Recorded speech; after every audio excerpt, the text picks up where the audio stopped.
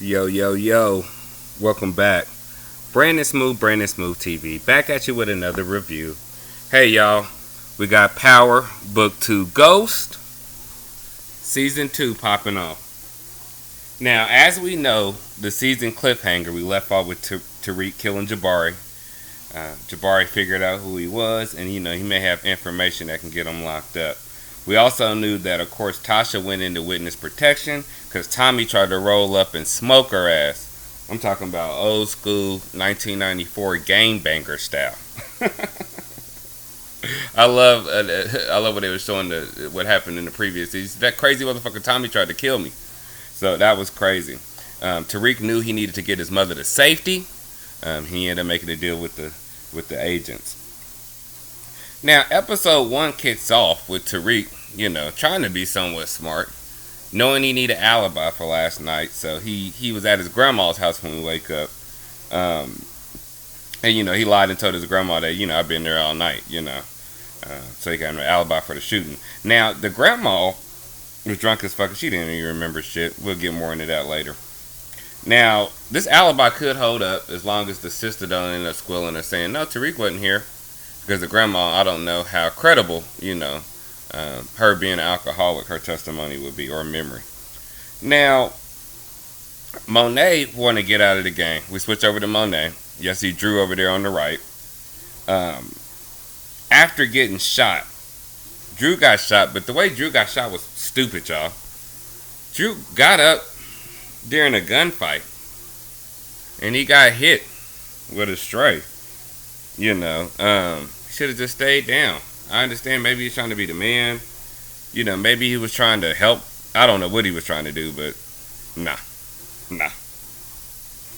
Enters Mecca. Random Lorenzo Tejada looking motherfucker. And he's talking to Big Guap, or Lil Guap. He ends up working the dude right in front of him because at first they don't know they could trust him. He really introduced himself to Kane. Now, Mecca, from that first scene and him just smoking somebody like that, you can see he's going to be a problem. This is all in episode 1. Kane's definitely intrigued. I think he reminds him of his dad, so we'll see where that goes. Now, Tate's ass comes out of nowhere. Tate's washed up after, what happened to him. He's trying to find a way back to his congressional seat. He wants a congressional seat. He's still in politics. He still got his position, but he got to find a way to get back into the political arena. Knowing Tate, he's going to be able to do that. Because Tate, he don't care what he got to do to get to the top. And he's still a real nigga at heart. When I say real slimy. And then, of course, they find Jabari. They end up finding Jabari. And that's how episode 1 pretty much ends. So, picking up, how they found him was stupid as fuck. Because remember, Monique asked Tariq about Jabari. Tariq straight lies like he always does with a straight face. I have no idea what happened, right? But Tariq's dumb ass still got the phone. And I know they tried to having some type of sentimental tie to his mother. That was the last way they could keep in contact on the burner, and she's in witness protection. But he kept that phone like a dumbass. And the police actually call the phone and know that the killer, or the last person to see Jabari alive, is on the campus somewhere. So that narrows their search down. Somebody on the campus fucking killed Jabari. So episode 1 was cool. Just episode 1 was really a recap. To me, I understood why they left the cliffhanger, but episode 1 could have been... That could have been the end of fucking the first season, to be honest. It was really just filler. And then we pick up episode 2. It starts to pick up a little more. Now, episode 2. Simon. Our boy Simon that used to deal with ghosts. Got Tariq in school as long as he watch out for Zeke playing basketball. Now, Simon has Tate take Jabari's spot as a professor at Stansfield, the college Tariq goes to. He's doing that to kind of save face because they don't want bad headlines coming up, especially after the murder. And also, get more good headlines. And also, he knows Tate likes pussy. He told her to look up who teaches the canonical studies. And he seen Professor Sexy's ass. And he was like, oh, yeah. We try to hit that. which he probably will. Because we know Professor Sexy is a sex addict. Damn, could have had her by college, but I digress. Now, Grandma got a fucking DUI, and it ain't her fault. Listen, this is all Tariq's fault, y'all. Everything is Tariq's fault. So she got Jasmine because Tariq killed his fucking father, got his twin sister killed, and now his mom is a witness protection. And this little girl been with motherfucking the grandma the entire time. It'd be different if she had Raina there, I think. If she still had Raina there, I don't think she would have turned to drinking, because Raina could have stepped up with responsibility and really been a big help to grandma. You know, that way grandma can rest and do the things she needs to do being over 60 years old. But she ended up getting a DUI because she like said, I got to drink. And they ended up taking Jasmine in foster care. Now, Tariq's smart. He got Meth McClain. He got our boy Meth down there. And, you know, and Sax to run some interference. Letting him get little visits and whatnot. But he got to get his sister back. And in order to do that, he's going to get his own place and show that he's a stable adult himself while going to college. And remember, Tariq can't fuck this up. Tariq got to finish 4 years to get a bachelor's degree, according to Ghost, to get his inheritance. So he can't fuck this up. And it's bigger than just him, it's Jasmine. But he ended up fucking everything up anyways. But I digress on that dumb shit. Now, since Jasmine's in foster care, Tariq got to get money for lawyers, etc. Maybe an apartment. Power just keeps finding ways to have Tariq sell dope. And if he didn't kill his father, guess what, y'all? He wouldn't have to sell dope. Guess what, y'all? When his father was alive, he didn't have to sell dope. He the only person in TV history I know that sold dope. And him and Brayden, who y'all see right here to the left, because they fucking wanted to. Not because they had to. Everybody I know that sold it was fucking poor and broke. These motherfuckers both came from well-off families. I don't care if it's legitimate or legitimate. And then Tariq get mad because his dad got some ass on the side. I'm going to one of the most prestigious high schools in the world. My dad got some ass. I have to tell him, you don't understand, son. To tell you, this thing starts, when you get a little older, you understand. Anyways, they just keep finding ways for him to sell drugs and shoe line it into the goddamn, yeah. Mecca is a crazy motherfucker, y'all. Mecca... So, Lil Glock comes up and actually follows Kanan when he's not supposed to follow him back to Mecca. Mecca's going to give Kane a chance, you know, and see if he can get down with his squad, right? He's in there Instagramming an address, telling everybody where he's at, like these fucking stupid, dumbass millennial kids. And guess what? Mecca breaks each of his motherfucking fingers one at a time. Snap, crackle, pop. Snap, crackle, pop. Snap, crackle, pop. He won't be using Twitter fingers. They ain't gonna be trigger fingers no more. You're gonna be using them motherfuckers. Mecca savage as fuck. And I don't know, is Mecca putting on? Because he shot the dude in the last episode and then he like breaks this person's finger. I'm like, maybe he's just putting on to try to make it seem like he's an overly tough guy. We'll find out later on if it's a front or if Mecca's actually crazy. Because just because you do crazy shit don't necessarily mean you crazy. I gotta see a couple more crazy things and then it'll be official. Now, Professor Sexy, she's playing hard to get with Tate. Tate trying to get in there. She's not really feeling it, but it's too soon. She's just like Jabari. You know, you'll get her, Tate. Just hold out. It's too soon. Shit moving too fast. And she don't appreciate how the alumni then sent just another black guy, she said, to replace Jabari. So she's upset about the murder. I understand. Now, Monet tells Zeke he's going pro. He ain't got no choice. And he was contemplating going pro, but he didn't 100% make his mind up. Basically, she said they getting out the game, and the Tejada family is going to use Zeke and his NBA money and prowess to fucking live. They call this food the new product. That's not how you're supposed to look at your nephew, like a brick of cocaine. You're not supposed to do that. Monet's going to get killed or die. Zeke's going to kill her ass. I think Zeke or Kane is going to kill Monet. I'm predicting that right now. Or Diana. Or Drew. One of the Tejada kids is going to kill their mama. I don't know. I'm leaning on Zeke because she just keep finding ways to fuck up his life. She's not transparent with him. Now, Effie had to end up beating up a bitch, and she actually found out the dope that she got from Tariq was sugar. Somebody then fucked up the package. Now, Effie's not having that shit. And Effie got a lot of game to be solo, going to college, selling dope, and moving all this way for Tariq. She either got some plugs, she know what to do, or something. And I'm waiting to see who taught her or who's her plug. That's going to be interesting to find out. Now, later on, Tariq knows that the police are investigating Professor Sexy for Jabari's murder. They had a relationship. Shit, he wrote a book about the bitch. And motherfucking, like, he knows. So what he's trying to do is kind of help the police lean towards her, which is some dirty ass shit. He ended up trying to plant that phone we talked about he didn't get rid of in her office. And he a dirty motherfucker for trying to do that shit. Because he know that she didn't murder him. But Tariq's mind is always like that. He always say he doing shit for family. No, motherfucker, you doing shit for yourself. Now, Monet is tired of Lorenzo being locked up. They show the scene when they're having a little conjugal visit. Mo basically was told by Lorenzo, hey, you need to take Kanan's new plug. Because you need to do that. Yeah, I ain't got a plug. Shit's fucked up. I can't really work as much magic as I could on the streets. Go on and take that plug and quit being a dumbass. So off of Lorenzo's instructions, she went ahead and let him come back home.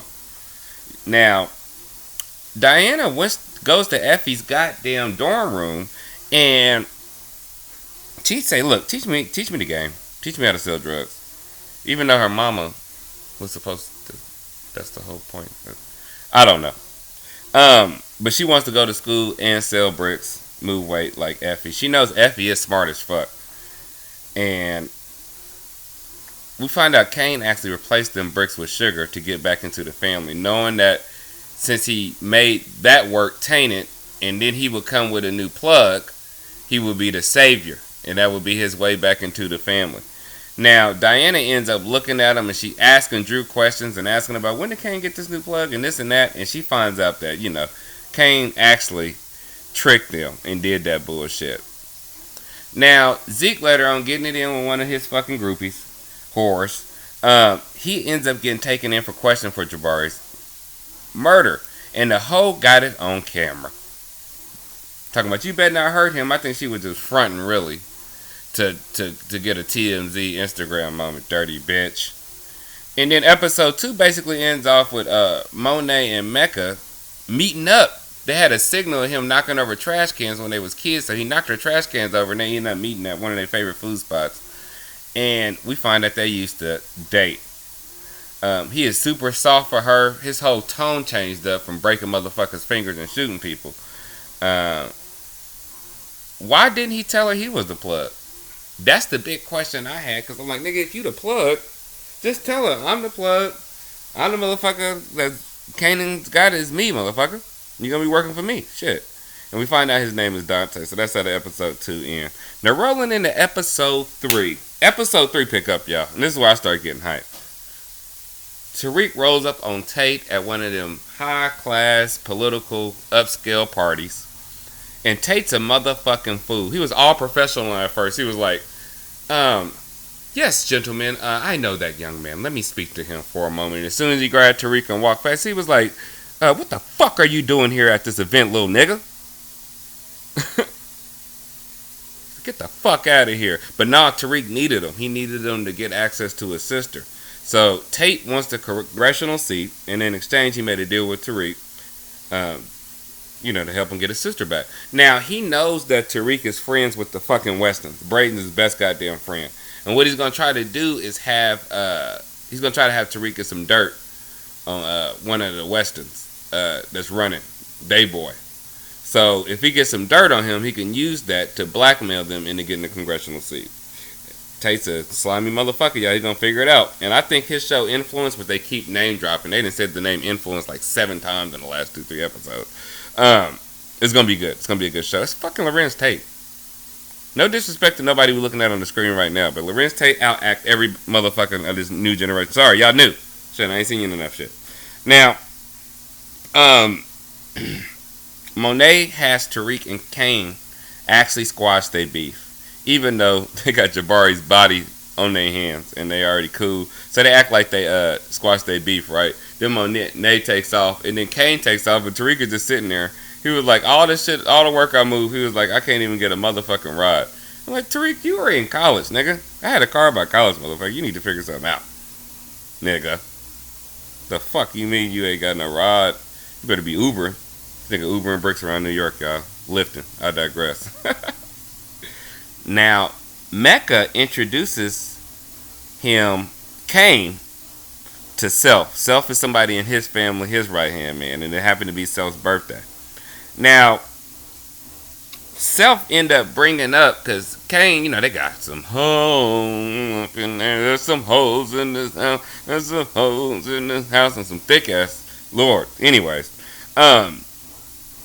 Mecca introduces him to Self, and Self ends up kind of spilling the beans a little bit. Kanan was like, hey, Mecca, don't get down. None of the women don't get down here about to party with us. And he was like, nah, Self has got a crush on somebody. Ever since we got back to New York, he crushing hard. And Kane started looking in he started thinking, okay, that's good to know. Little side information. And as soon as he do this, and this is when I figured out Mecca was really crazy. Because Mecca choked Self for bringing up that he got a crush. I'm talking about choke him with one hand at his birthday party in front of everybody. All the way till he passed out asleep. Mecca's fucking insane, y'all. And he got a screw loose. I think Lorenzo is a little more tame than Mecca. Mecca's nuts. And I want to know what his real motive is. Because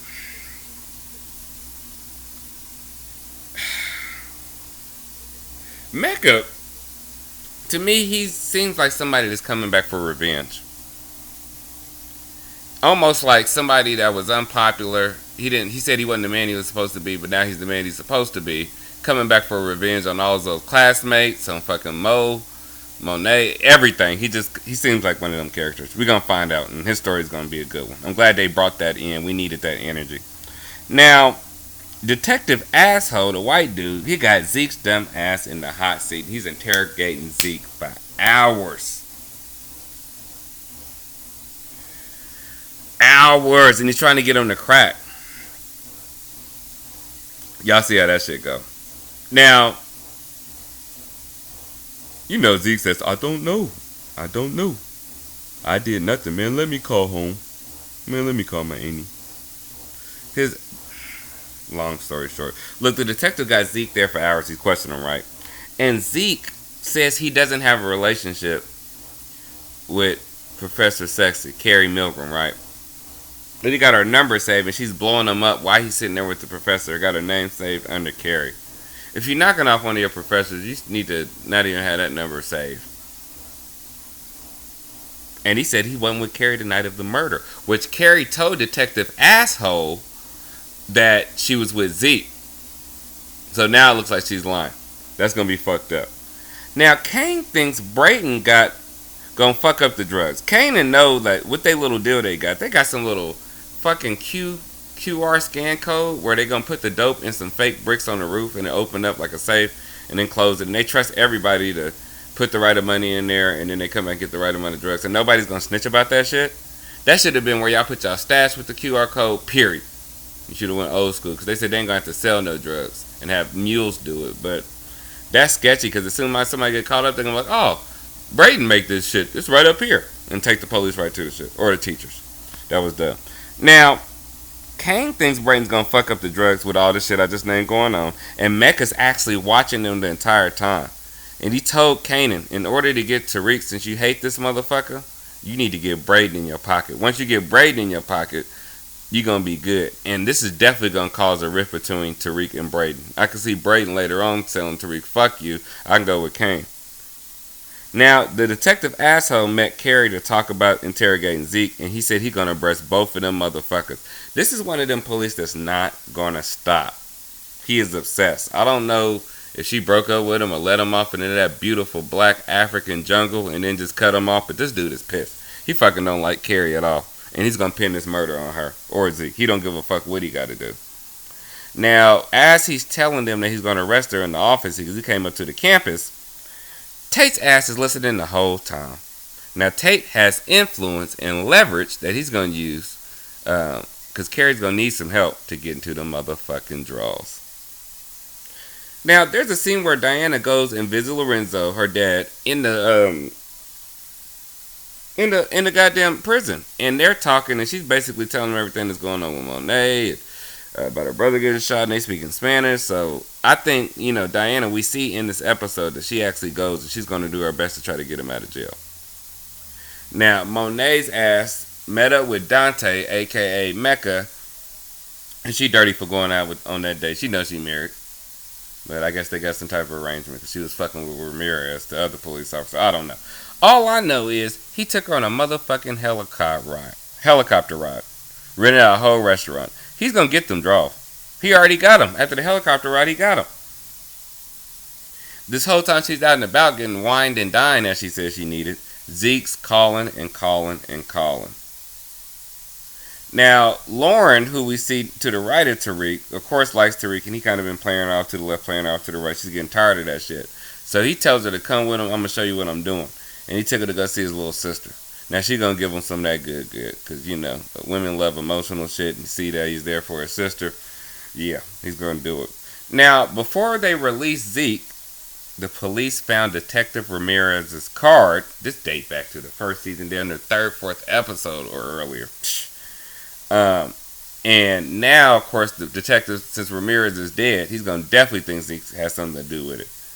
But out comes goddamn Mess McClain. And he said, I'm here to represent Zeke.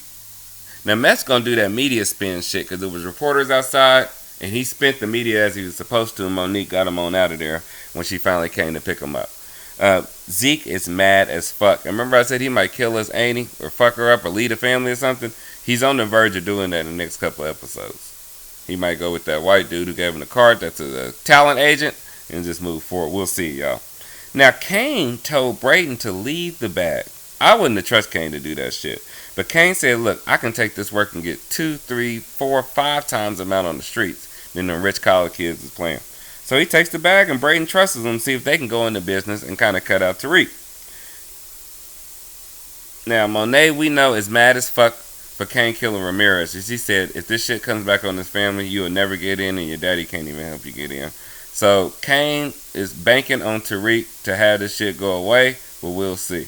Or banking to have Ramirez's gun as the one that killed Professor Jabari and then everybody's cool. We'll see. Now, when Kane found out about Zeke going there and getting involved in Ramirez in the car and the big connection that the police now know that Zeke has with Ramirez has with the Tejadas, he just walks up to the dorm room and socked the shit out of Tariq.